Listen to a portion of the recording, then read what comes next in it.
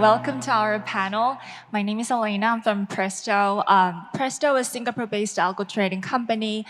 We've been trading for 10 years, covering both traditional markets and crypto markets as well. And well, actually, this year is our 10-year anniversary of the company. In the crypto market, we offer services such as market making and OTC investments and research as well. So today, I have my panelists on the stage, and the topic we'll talk about is digital assets cross borders. So today we'll delve into how companies dealing with the challenges such as regulations and how digital assets are actually reshaping finance area across the borders and what kind of opportunity that we could actually offer together. So before we actually delve into questions, I would like to have our panelists to share who you are and maybe your background and brief introduction to your company. Let's start with Jitinan. Do you want to start? Okay, good afternoon, everybody. I'm Jitinan. I'm a CEO of TokenX. We are like a subsidiary of SCBX, which is like a financial conglomerate in Thailand. TokenX, we are a tokenization arms under the group, providing the advisory and tech advisor for the blockchain service to like a corporate. Yeah, and my background is investment banking, so it's like bringing a traditional skill into like more innovative way. Yeah. Hi, thank you. My name is Kimiyo Mikazuki from Osaka Digital Exchange. Osaka Digital Exchange is operating two markets. One is for Japanese stock market, and the other is for security token. As you may know that in Japan, the security token is issued mainly for asset-backed, real estate asset-backed securities. And we are secondary market for the real estate asset-backed securities. And we are now developing new types of securities, new types of asset for traded on our exchange. Thank you. Good afternoon, everybody. I'm Philip Tam. I'm the Chief Exchange Officer for GreenX. So GreenX is licensed by the Malaysian government, and we are a subsidiary of a US NASDAQ-listed company. And we have been listing for since 2022, and we are the first Sharia-compliant exchange in the world, meaning our exchange and our security tokens, our RWA, are accepted by the Islamic communities. This is one area that we're working very hard on. We now have 4 listed tokens. They cover gold reserves from the US, $6 billion, to electric vehicle battery technology from Australia, and also Chinese antique funds in Hong Kong, and gemstone, sapphire gemstone from Malaysia. So we're actively working with different industry, different projects to bring the real world asset to the world at large. Because we are licensed to accept retail investors as well as professional investors. And I'm very, very happy to see so many young faces here. This is what we need. You are our future. Hi, my name is Imu Hong. I'm a co-founder and group CFO of ADDX. ADDX, we started our commercial operation back in 2020 after obtaining the license from the MAS, Monetary Authority of Singapore, in relation to providing broker-dealer service, custodian service, and also operating the exchange.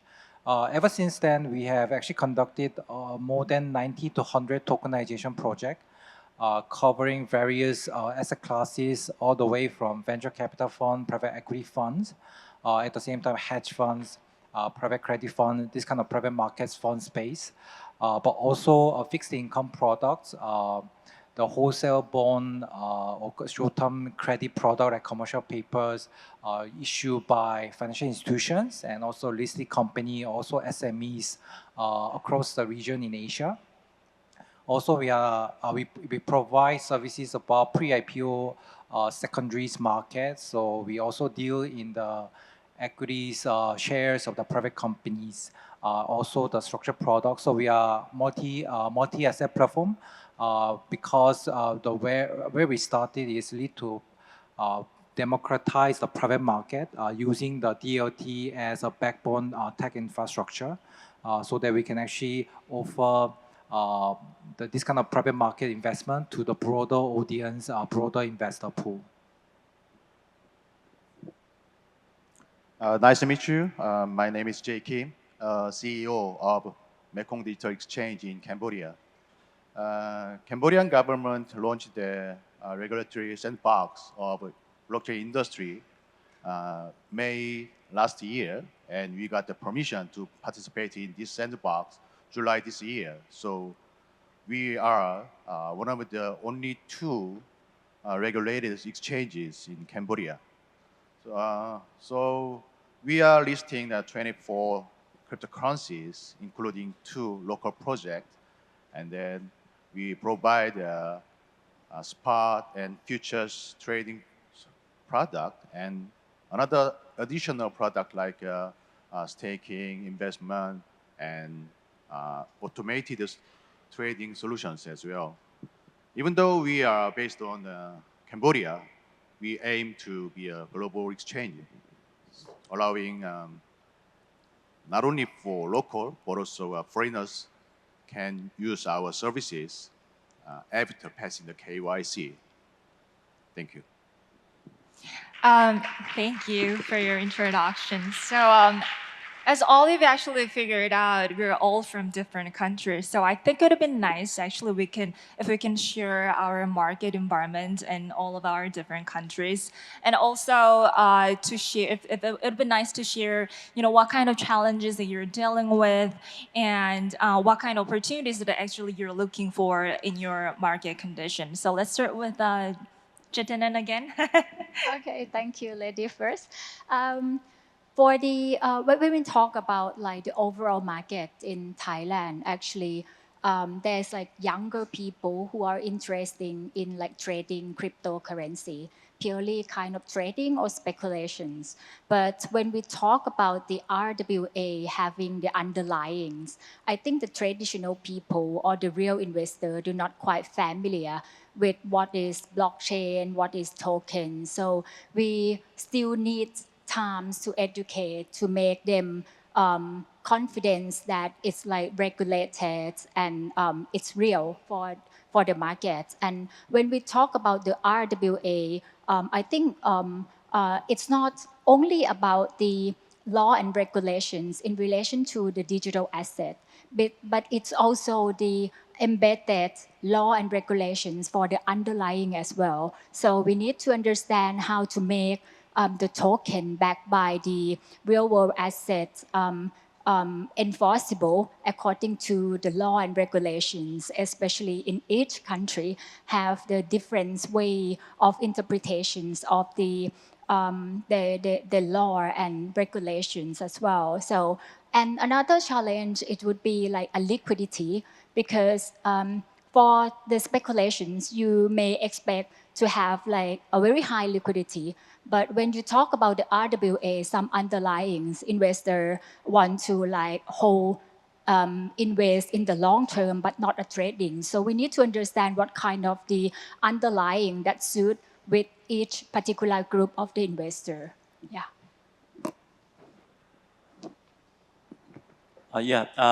In Japan, the crypto space and security token space are totally separated because the governing law is different. The security token is it's still securities governed by securities law in Japan, and crypto space, which is very blockchain native guys and very young generation guys get into the market. But they are not so interested in the security token market because crypto make zero value to ultimate value, and it's kind of alchemy. But security, for security, there is some cash flow coming from the asset. The asset will be backed with the security, and token will be issued on the blockchain. That is a security token. So we are now trying to deal with several names of security token. As I mentioned, mainly for real estate backed securities. But we now want to broaden the types of securities, type of backed asset to utilize the blockchain technology. But at this moment, in Japan, the regulation comes first, because if we want to trade some new types of security as a security token, but it must be categorized on traditional regulatory framework. This kind of securities is categorized as this type of security on traditional securities law. So it's a kind of difficult to implement some security tokens in the market. But I think maybe we are trying to broaden the types of securities, types of underlying asset. It would be affect some people coming from the other spaces to a security token market. And then the security token market will grow more and more in the future. I think now we are playing as a secondary market for the security token, but we have to share the information with the brokers. The brokers will arrange some securities, and then they will sell their product to their investors. And ODX is connecting to brokers, not directly to the investors. So that is a challenge for our business model. For GreenX, we are regulated by the Lebanon Financial Services Authority. We are quite lucky because the regulator, to start off with, wished to attract foreign investors, foreign investment.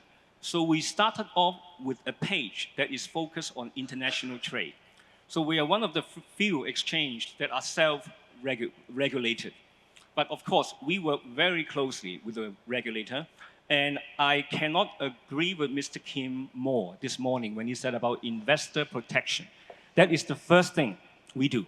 It's about investor protection. Asset-backed, meaning our token has genuine asset, business. So when we do an RWA, because our background from GreenX, GreenPro are more traditional financial services like IPO. So we follow the IPO framework. So we require all of our projects to have an external independent valuation. So that is very fundamental. And a number of our assets actually has insurance. So that is another very important investor protection. Now, I think going forward, the regulation is one thing. I think innovation is also incredibly important. I think that's why we're sitting here. I think we should be here thinking about how to innovate. One thing I learned from the UAE, they actually have a ministry of the future. And you think that's Harry Potter. It's not. They really have ministry of the future. And they are very well financed, looking into what they should do, how they can leverage blockchain technology. And again, I think the venue here is exactly what we are looking at. We need to look into the future, okay, how we can innovate and then help the economy and our ecosystem. For edX, because the MAS, the Monetary Authority of Singapore, being a very progressive regulator, it was quite lucky for us to start the business there, knowing what we can do, what we cannot do from the day one. But so actually, our main challenges throughout our commercial operation for last six years, actually is the topic of this panel, the cross-border. What I mean is, as you can already see from what other panelists already share, the different countries have different regulation, and also the views around tokenization, views around crypto asset, views around usage of blockchain. It varies a lot. It kind of gives difficulties when it comes to scaling, meaning that addressing the investor demand from the overseas, securing the investment opportunities from overseas outside of the specific jurisdiction. It makes a bit more complex, and also it also makes the issuance costs, legal costs related to the issuance of security token, RWA, and all these. It's an added complexity due to the non-existence of the harmonization across the regulation across the jurisdiction. This has been the main challenge. I think to me personally, that's why we are here today. Why we're having this panel, also why we announced the alliance between the exchanges to address these kind of issues going forward as a consortium, as a partnership, not just an individual company. I'd like to say that Cambodia is, even though Cambodia is a very developing country, but it has a huge potential for blockchain industry. Cambodia is a very initial stage in blockchain industry, so we, Mekong Digital Exchange, cooperate with the government authority to develop regulation, policies, and business environment. And also, Cambodia government has the vision to be a digital government and then develop the digital financial infrastructure. One of the great results of this effort is Bakong. Bakong is a central bank settlement system based on blockchain technology. And this is developed for considering CBDC, central bank digital currency. Another one is that the penetration rate of mobile in Cambodia is 120%. So very digital friendly society and environment. So Cambodian citizens already benefited in digital financial services like payments and remittances. Another one is that US dollar is one of the major currencies in Cambodia. So individuals and companies can use US dollar for sales, trading, and so on. And then Cambodia is located in the center of the Indochina Peninsula. So it's very convenient to expand the business or interaction with neighboring countries.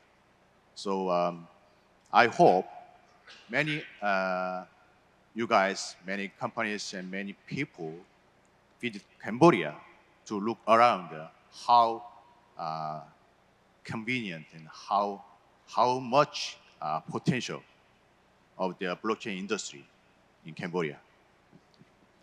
Okay, so we did cover different market conditions and the challenges that you're actually facing in your countries. But now let's open to talk about the new opportunities then. So in this morning, we had a ceremony building our Asia Alliance, but we didn't really actually get to talk about your thoughts on Asia Alliance. So please share your thoughts on Asia Alliance and possibly if there's any potential area that you're seeing for collaboration with expected outcomes maybe. Jitinen?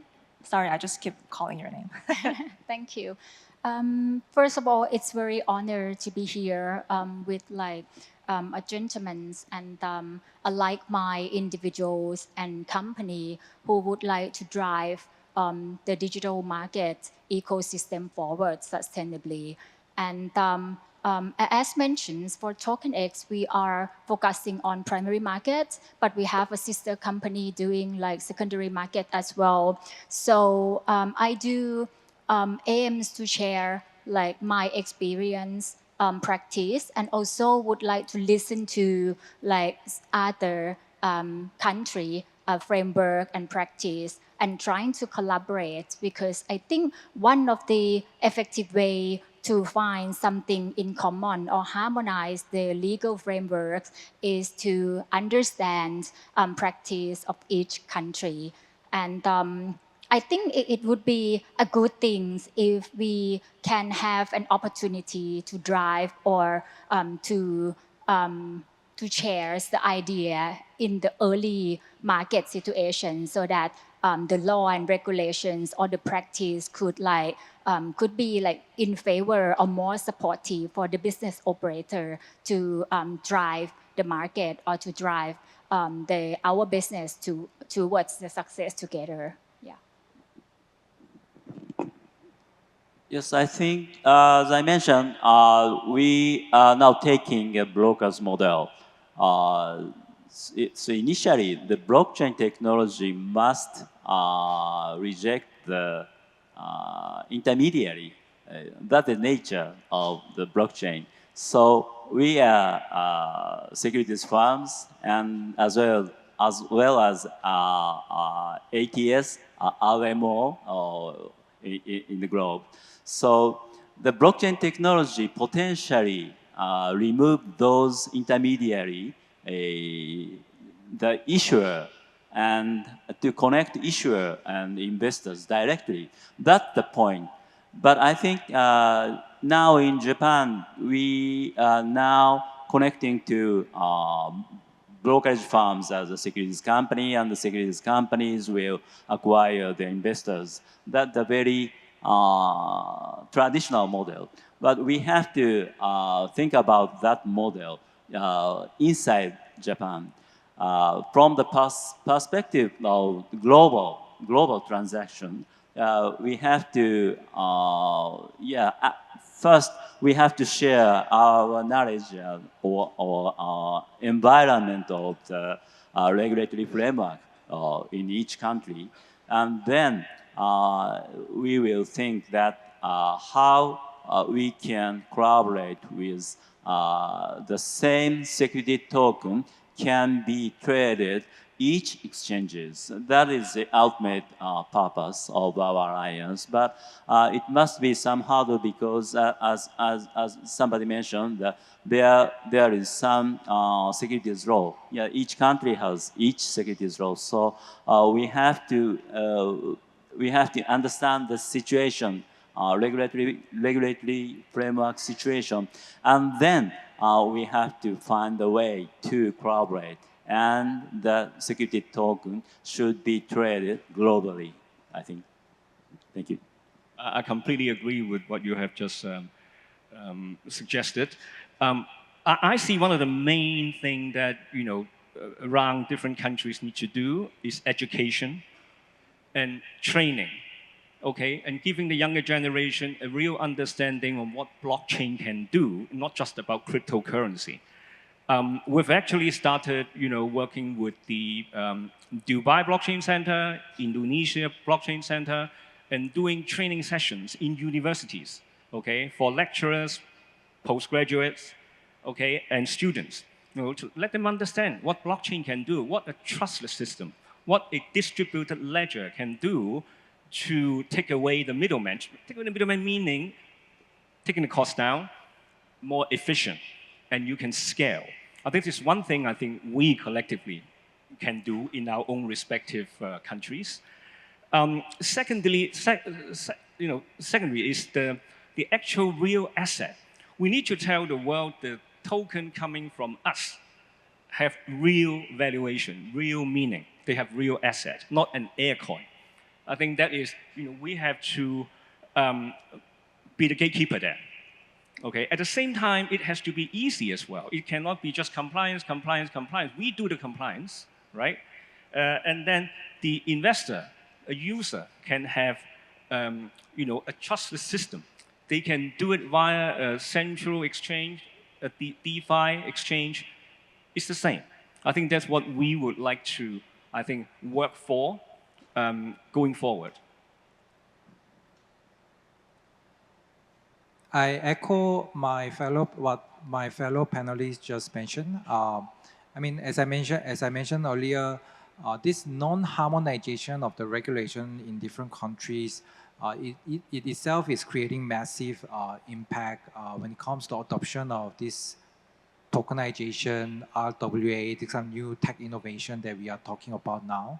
So being able to work with a regulated entity in each respective jurisdiction who knows the best about how their regulation work will actually create a more efficient and effective way for each of us to go to market and address the demand both from the issuer point of view and also from the investor point of view. And also, difference is not just about regulation. Actually, it's about what, as Philip mentioned, is a difference in education level in different country, difference in investors' appetite about risk and different investment opportunities. These are all varies. Japan, for example, will prefer property versus Malaysia, Hong Kong, Thailand, Cambodia will have a different appetite for different investment product. These will be best addressed by the local entity who knows the market the best. So I think being able to work closely with regulated partners will actually create broader entry point for each of us, and also accelerate the penetration and adoption of this new tech innovation that we are talking about now. Technology-wise, technology is the base of the blockchain industry, and I think each country in Asia is advancing technology through the diverse environments and different use cases.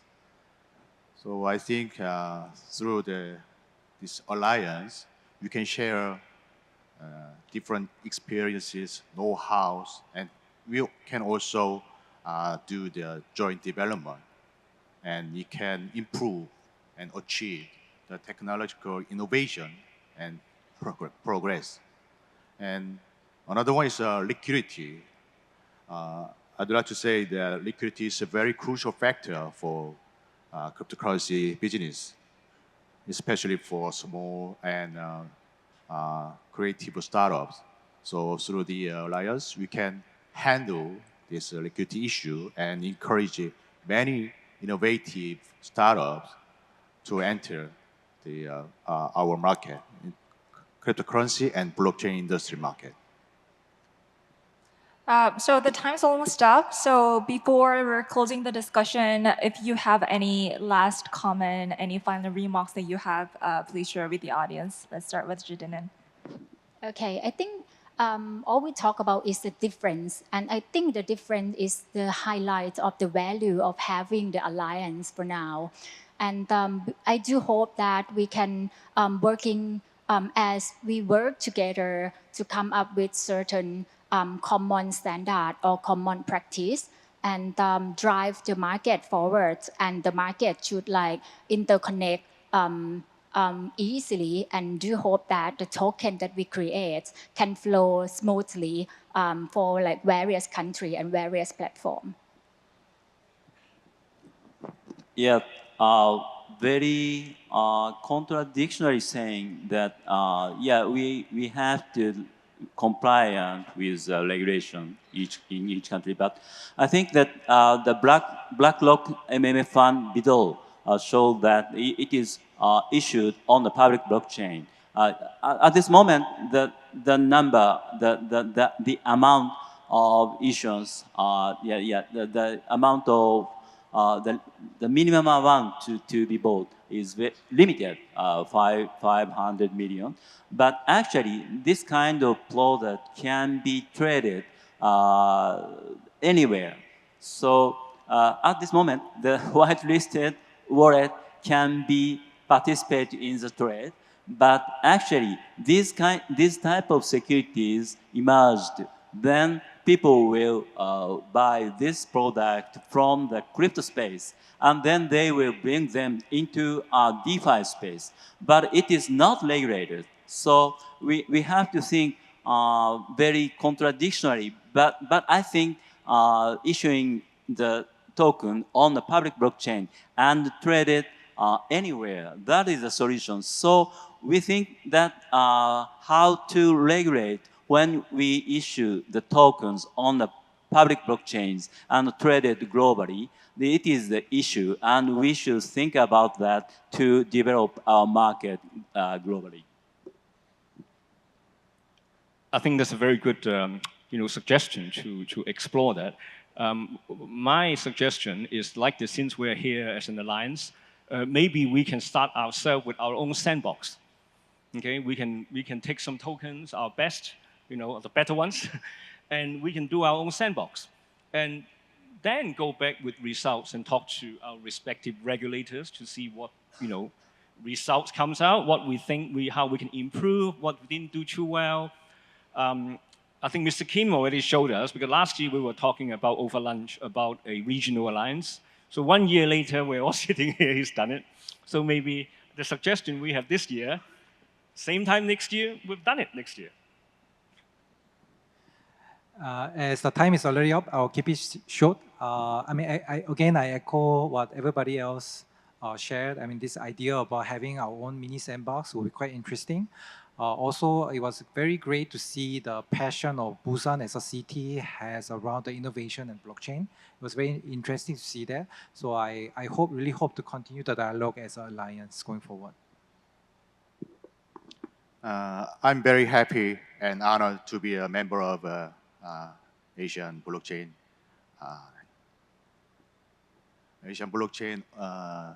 organization, and I really hope many people and many companies have interest in the Cambodian potential and Cambodian market, and I'm willing to introduce many information to you if you have any questions and interest. Thank you. Thank you. I guess this is it. Thank you, everyone, for staying with us. It's been such a pleasure moderating this session. And thank you all for sharing your insights on digital assets beyond borders. Thank you. Thank you. Thank you.